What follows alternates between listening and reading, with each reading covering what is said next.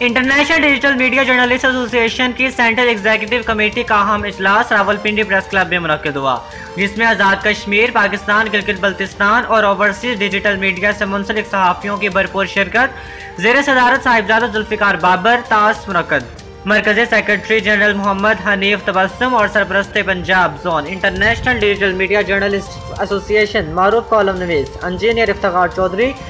जहान मीडिया के CEO वक़ारुज़्ज़मान कियानी ने ख़ुसूसी शिरकत की और ज़बरदस्त अल्फाज में ख़राज तहसीन और मुकम्मल हिमायती ताउन और हिमायत की यकीन दहानी की है।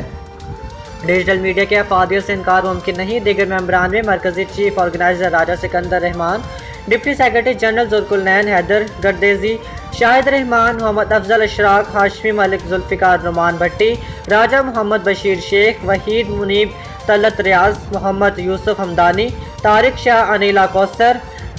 नीत राजपूत, कंदील जहरा ने भी भरपूर शिरकत की।